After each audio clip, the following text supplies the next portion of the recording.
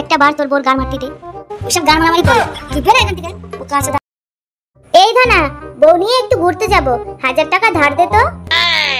তোকে টাকা ধার দিয়ে মরবো? তোকে টাকা ধার দিলে তোর টিকিটও খুঁজে পাওয়া যায় না। দে না বন্ধু দে, নতুন বিয়ে করেছি, বুঝতেই তো পারছিস। দিতে পারি একটা শর্তে। কি শর্ত বল? টাকা আমাকে সুদ সমেত ফেরত দিতে হবে। ঠিক আছে, তাই হবে। Oh no! अच्छा चली ताहले, परे देखा होबे। वेलकम, हमारे रिसोर्ट में आप लोगों को वेलकम। सर जी, कुछ चाहिए हो तो जरूर बुला लेना। ठीक আছে। দীঘা সমুদ্রের পাশে এই হোটেলটা খুব ভালো, রান্নাগুলো বেশ ভালো। খেয়ে দেখো গিন্নি, লোকের কাছ থেকে টাকা ধার নিয়ে এসেছো, আমার কিন্তু এসব একদম ভালো লাগে না। এই মাগির যন্ত্রণায় ঘুরতে এসেও শান্তি নেই। আরে তুমি এত চিন্তা করো না, বাড়ি গিয়ে সুদ সমেত ফিরিয়ে দেব। আরে কি গো, অত দূরে গিয়ে বসে আছো কেন? কাছে এসো। দূর বাবা, টাকার চিন্তায় আমার কিছুই ভালো লাগছে না। আচ্ছা ঠিক আছে, কাল সকালেই আমরা রওনা করব। এখন তো এসো, একটু রোমান্টিক করি। কি স্বাদ, সেই স্বাদ। এ রত্না, এক কাপ চা নিয়ে এসো তো। বাড়ি এসেই চায়ের ফরমাইশ শুরু হয়ে গেছে। এ রত্না, দেখো তো কে এসেছে। ও ধনা, তুই আয় বন্ধু, বস। বন্ধু বানাতে হবে না, আমার টাকার কি খবর? আরে আরে রাগ করছিস কেন? বস তো, তারপর একসাথে কথা বলছি। বোকাচোদা, আমার টাকা দিবি কিনা বল, আমি এখানে বসতে আসিনি। আচ্ছা দুটো দিন সময় দে, সবে তো ঘুরে এলাম, তোর টাকা আমি 2 দিন পরেই ফিরিয়ে দেব। কতবার বলেছি টাকা ধার নিতে হবে না, শুনলে না আমার কথা, এখন বোঝো। তারপর বল, কেমন ঘুরলি দীঘাতে?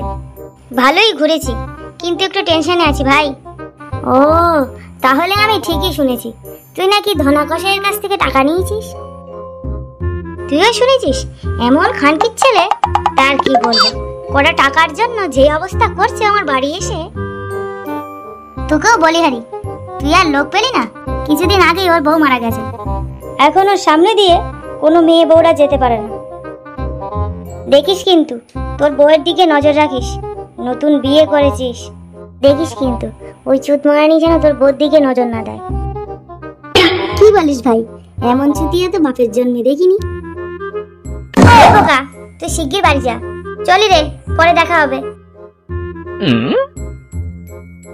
কি জানি কি হয়, চিন্তাটা তো ওর বউকে নিয়ে। বোকা যদি টাকা না দেয়, ধনা ঠিক ওর বউর সাথে লাইন মেরে নেবে।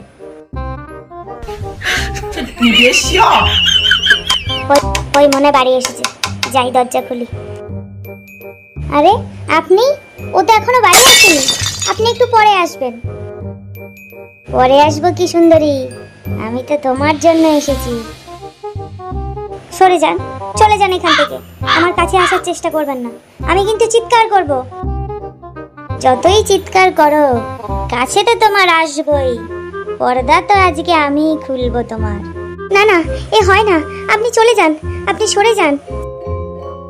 দেখো আমার রানী, ওই বোকার কাছে কিচ্ছু নেই, আমার কাছে অনেক টাকা পয়সা গহনা আছে, আমি তোমাকে সব দেব, শুধু তুমি আমায় একটু খুশি করে দাও সোনা। এসো আমার কাছে এসো, অনেক দিনের জ্বালা, আমার জ্বালাটা মিটিয়ে দাও সোনা। আরে ধনা, তুই এখানে কি করছিস?